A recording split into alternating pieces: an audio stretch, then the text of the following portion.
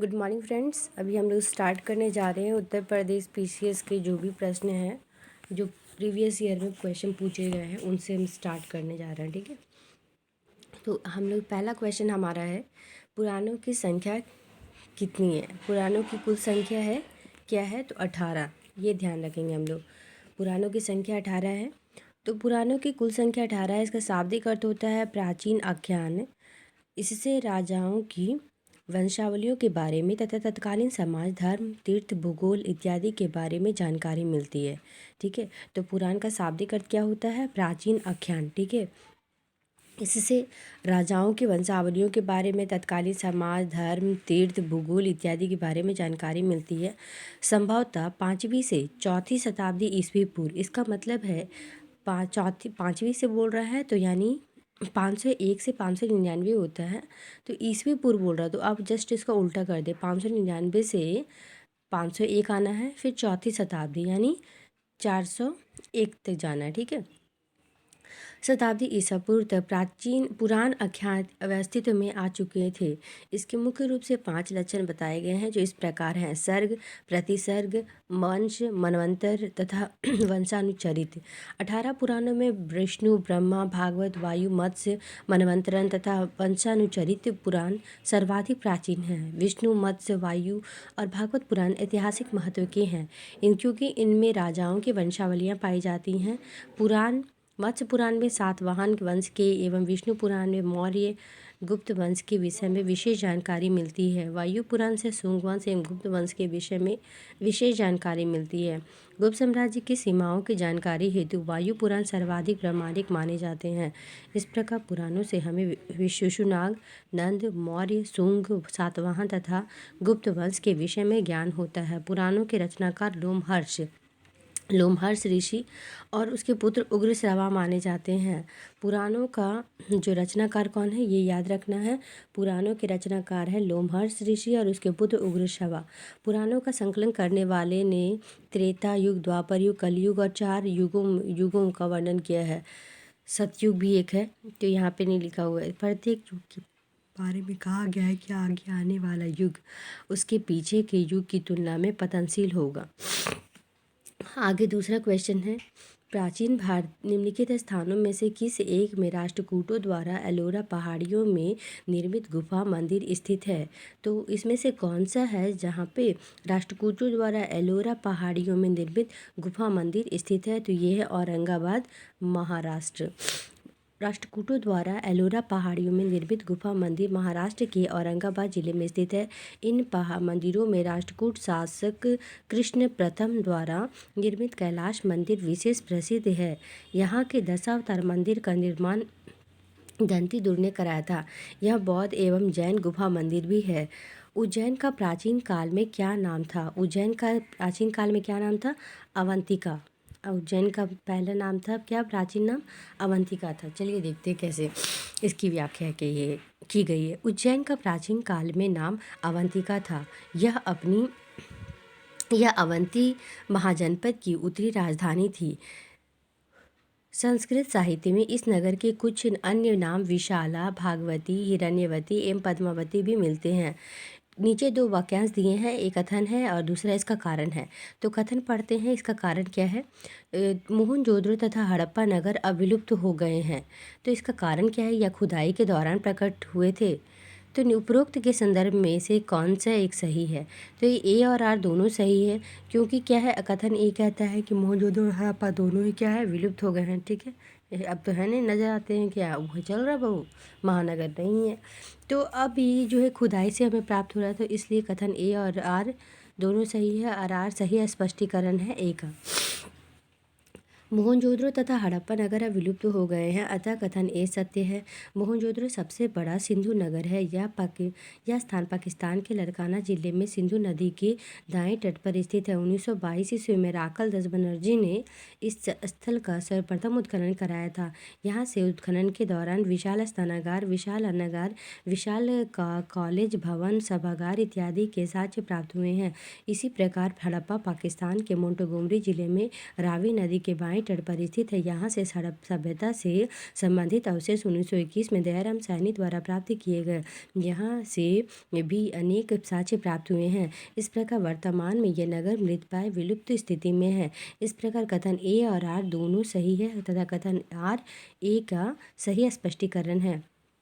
उत्तर ए होगा। उसके बाद पांचवा क्वेश्चन, हमारा पांचवा प्रश्न है, पुराणों के अनुसार चंद्रवंशीय शासकों के मूल स्थान था। तो इसका आंसर है प्रतिष्ठानपुर। प्रतिष्ठानपुर क्या है? पुराणों के अनुसार चंद्रवंशीय शासकों का मूल स्थान प्रतिष्ठानपुर था। चंद्रवंशीय शासकों का मूल स्थान त्रेता युग में प्रयाग था, परंतु प्रलय के बाद द्वापर युग में चंद्रवंशीय संवारण ने प्रतिष्ठानपुर वर्तमान झूसी लिखा हुआ है, देखिएगा, झूसी इलाहाबाद के पास में अपनी राजधानी की स्थापना की थी। पुराणों के अनुसार चंद्रवंश सोमवंश क्षत्रिय वंश के 3 मूलभूत वंशों में से एक था। अन्य 2 सूर्यवंश एवं अग्निवंश थे। हमारा नेक्स्ट प्रश्न है प्रश्न 6। क्वेश्चन नंबर 6, अशोक द्वारा स्थापित सबसे सुरक्षित स्तंभ है, कौन सा है? तो लौरिया नंदनगढ़ सबसे सुरक्षित स्तंभ है, लौरिया नंदनगढ़। अब देखते हैं व्याख्या। अशोक द्वारा स्थापित सबसे सुरक्षित स्तंभों में से बिहार के चंपारण में स्थित लौरिया नंदनगढ़ का एक सिंह वाला स्तंभ सबसे सुरक्षित अवस्था में है। यहाँ से प्राप्त पाषाण यानी पत्थर स्तंभ आज तक प्राप्त पाषाण स्तंभों में सुंदरतम है। इसकी गोल चौकी पर गर्दन उठाए सिंह अगले पैर पर खड़े हुए हैं। आसन के चारों ओर किनारे पर हंस भी उत्कीर्ण है। ये हंस सजीव एवं सुंदर हैं। अशोक के स्तंभ लेखों की संख्या कितनी है? ये पार्वक पूछता है। अशोक के स्तंभ लेखों की संख्या कितनी है? 7 है, जो 6 भिन्न भिन्न स्थानों में पाषाण स्तंभों पर उत्कीर्ण पाए गए हैं, जो इस प्रकार है। दिल्ली टोपरा, यह प्रारंभ में उत्तर प्रदेश के सहारनपुर खिजाबाद जिले में खड़ा था। मध्य युग में यह तुगलक शासक फिरोज शाह द्वारा दिल्ली लाया गया। इस पर अशोक के 7 अभिलेख उत्कीर्ण हैं, जबकि शेष स्तंभों पर 6 लेख ही उत्कीर्ण मिलते हैं। दिल्ली मेरठ, यह भी पहले मेरठ में था, जो बाद में फिरोज तुगलक द्वारा दिल्ली लाया गया। लोरिया अरेराज बिहार के चंपारण जिले में अवस्थित है। लोरिया नंदनगढ़ बिहार के चंपारण जिले में अवस्थित है। रामपुरवा बिहार के चंपारण जिले में अवस्थित है। प्रयाग यह पहले कौशाम्बी में था, जिसे बाद में अकबर द्वारा इलाहाबाद में किले में रखवाया गया था। तो यहाँ पे 7 बोल रहा है। अशोक के स्तंभ संख्या 7 है, जो 6 भिन्न भिन्न स्थानों में पाषाण स्तंभों पर उत्कीर्ण पाए गए हैं। दिल्ली टोपरा, यह प्रारंभ में उत्तर प्रदेश के सहारनपुर खिजाबाद जिले में स्थित था। मध्य युग में यह तुगलक शासक फिरोज शाह द्वारा दिल्ली लाया गया। इस पर अशोक के 7 अभिलेख उत्कीर्ण हैं, जबकि शेष स्तंभों पर 6 लेख ही उत्कीर्ण मिलते हैं। दिल्ली मेरठ, यह भी मेरठ में था, बाद में फिरोज तुगलक द्वारा लाया गया। लोरिया अरेराज बिहार के चंपारण में, लोरिया नंदनगढ़ बिहार के चंपारण में, रामपुरवा बिहार के चंपारण में, प्रयाग जो है कौशाम्बी में था, जिसे बाद में अकबर द्वारा इलाहाबाद के किले में रखवाया गया था। नेक्स्ट क्वेश्चन हमारा 7वां, बौद्ध धर्म के विस्तार के कारणों में सम्मिलित थे। क्या सम्मिलित थे बौद्ध धर्म के विस्तार के कारणों में? तो इसमें सम्मिलित है धर्म की, इसमें आंसर है 1, 2, 3, 4, चारों सम्मिलित थे। बौद्ध धर्म के विस्तार के कारणों में सम्मिलित थे। कौन कौन से? धर्म की सादगी, ये तो सीधा साधा था धर्म, इसको कोई भी अपना सकता था। दूसरा, दलितों के लिए विशेष अपील थी, सही।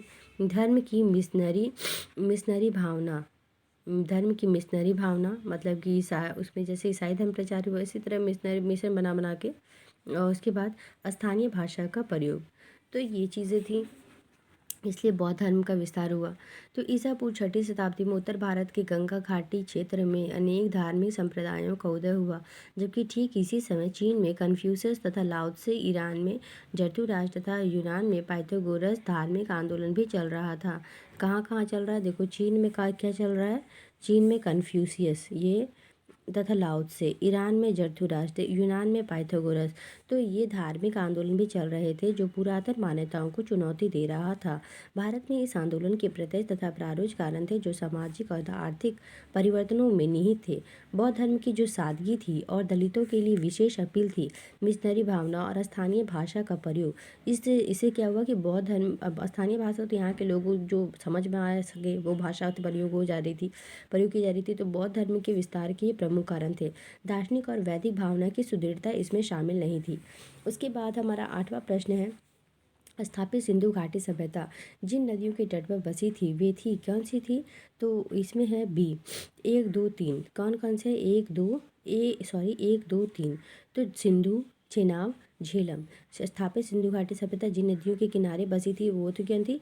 सिंधु नदी, चेनाब नदी और झेलम नदी। ठीक है, गंगा नदी नहीं थी। तो देखते हैं आंसर। स्थापित सिंधु घाटी सभ्यता का विस्तार उत्तर में झेलम नदी के पूर्वी तट से दक्षिण में यमुना की सहायक नदी हिंडन के तट तक था। इसमें झेलम, सिंधु एवं चेनाब, रावी नदियां हैं, परंतु गंगा नदी इसमें शामिल नहीं है, क्योंकि गंगा नदी के किनारे किसी भी सिंधु घाटी सभ्यता का अवशेष नहीं मिला है।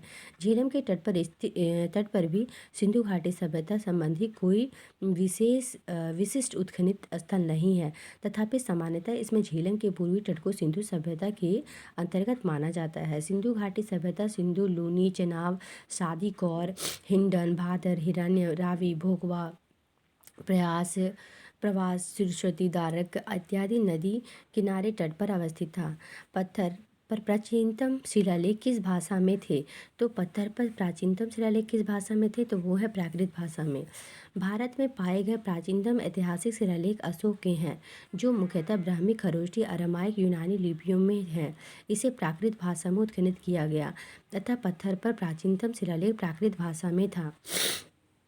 पत्थर पर भारत में पाए गए प्राचीनतम ऐतिहासिक शिलालेख अशोक के हैं, जो मुख्यतः ब्राह्मी, खरोष्टी, अरामाइक एवं यूनानी लिपियों में हैं और जिसे जिसे प्राकृत भाषा में उत्कीर्ण किया गया है। अतः पत्थर पर प्राचीनतम शिलालेख प्राकृत भाषा में था। उसके बाद मध्यकालीन भारत में प्रश्न जो पूछे गए हैं उत्तर प्रदेश लोक सेवा आयोग में, तो चलिए प्रीवियस ईयर के प्रश्न को देखते हैं। 2009 का है।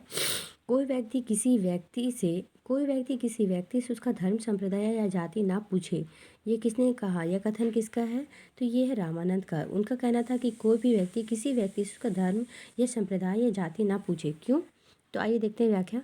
तो ऊपरी कथन संत रामानंद जी का है। उनके शिष्यों में सभी जाति एवं संप्रदाय के लोग शामिल थे, इसलिए कहा गया कि कभी उसी से न पूछो। रामानंद को भक्ति आंदोलन को उत्तर भारत में लाने का श्रेय प्राप्त है। तो उत्तर भारत में भक्ति आंदोलन को लाने का श्रेय किसको है? रामानंद को।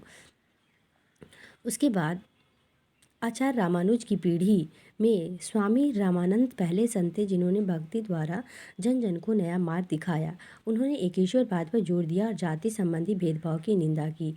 इन भक्ति के द्वार सबके लिए खोला। इसके 12 शिष्यों में निम्न जाति के थे: रैदास, चमार, कबीर, जुलाहा, सेन, नाई और धन्ना जाट। संगीत यंत्र तबला का प्रचलन किया। किसने किया? तो अमीर खुसरो ने। तो संगीत यंत्र तबला का 13वीं शताब्दी में अमीर खुसरो ने किया था। अमीर खुसरो मध्यकालीन भारत के महान कवि थे। ये पूछता है क्वेश्चन कि अमीर खुसरो किसके दरबार में थे? तो बलबन के काल में शाही सेवा में थे। उन्होंने गयासुद्दीन तुगलक तक 7 सुल्तानों का शासनकाल देखा था। किसने 7 सुल्तानों का शासनकाल देखा था? तो खुसरो ने बाबा। तो संगीत के क्षेत्र में खुसरो ने खुसरवी नामक ग्रंथ लिखा तथा अनेक नवीन रागों का आविष्कार किया। ये हिंदवी भाषा में लिखने वाले प्रथम कवि थे। संगीत के क्षेत्र में खुसरो ने खुसरवी नामक ग्रंथ लिखा तथा अनेक नवीन रागों का आविष्कार किया। वे हिंदवी भाषा में लिखने वाले प्रथम कवि थे। अलाउद्दीन ने उसे भारत शुक की उपाधि प्रदान की थी। इसके ऐतिहासिक महत्व की रचनाओं में कीरानुसदैन, नू सिपसलार, खजाइन फुतूह, तारीख अलाई तथा तुगलक नामक प्रमुख है। इन्होंने 5 दीवान और 5 खमसों की भी रचना की थी। निम्नलिखित मुगल बादशाहों में से किस एक का 2 बार सिंहासन रोहन हुआ है? तो वो है औरंगजेब का सिंहासन रोहन हुआ है। इसकी व्याख्या देखते हैं कि मुगल बादशाह औरंगजेब का 2 बार सिंहासन रोहन हुआ था। पहली बार 31 जुलाई 1658 ईस्वी को आगरा सदुर्ग को विजित कर अपने पिता शाहजहां को बंदी बनाने के बाद औरंगजेब का राज्याभिषेक हुआ। पुनः द्वितीय बार 15 मई 1659 को, 1 साल के बाद 15 जुलाई 1658, उसके बाद 15 मई 1659 को खजुआ और देवरई के युद्ध में विजय प्राप्त करने के बाद उनका विधिवत सिंहासन रोहन हुआ था। तो निम्न शासकों में से किस एक के समय में उपनिषदों का फारसी में रूपांतरण किया गया था? तो वो है शाहजहाँ के समय का। निम्न शासकों में से किस एक के समय उपनिषदों का फारसी में अनुवाद हुआ? तो शाहजहाँ के समय। तो मुगल शासक शाहजहाँ के समय उनके विद्वान पुत्र दारा शिकोह, उनका जो पुत्र था विद्वान दारा शिकोह ने स्वयं तथा काशी वाराणसी के कुछ संस्कृत विद्वानों की सहायता से 52 उपनिषदों का सर ए अकबर नाम से फारसी में अनुवाद कराया था। आगे आते हैं आधुनिक भारत में जो प्रश्न पूछे गए थे 2009 में उत्तर प्रदेश संघ लोक सेवा आयोग में। पहला प्रश्न देखेंगे, 14वां प्रश्न हमारा है कि सूची ए को सूची 2 के साथ मिलान करना है। ठीक है, जो कूट दिया है उसको मिलान करेंगे कैसे? तो हम लोग जानते हैं कि सविनय अवज्ञा आंदोलन कब हुआ था? सॉरी, असहयोग आंदोलन। असहयोग आंदोलन जो हुआ था 1920 में हुआ था, यानी ए का 4 किस में है? तो इसमें है, तो बी नंबर जो हमारा करेक्ट है। ठीक है, तो असहयोग आंदोलन हुआ था हमारा 1920 में, और सविनय अवज्ञा आंदोलन हुआ था 1930 में, और कांग्रेस मंत्रिमंडल का गठन कब हुआ था? भारत छोड़ो आंदोलन देख लीजिए 1937, और कांग्रेस मंत्रिमंडल का गठन हुआ 1937।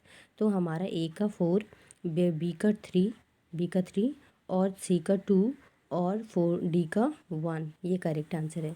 आइए देखते हैं व्याख्या। असहयोग आंदोलन का कार्यकाल 1920 से 22 तक था। रॉलेट एक्ट 1919, जालियांवाला बाग 13 अप्रैल 1919 तथा खिलाफत आंदोलन ने 1920-22 ने असहयोग आंदोलन की पृष्ठभूमि तैयार की। सितंबर 1920 में लाला लाजपत राय की अध्यक्षता में हुई सितंबर 1920 में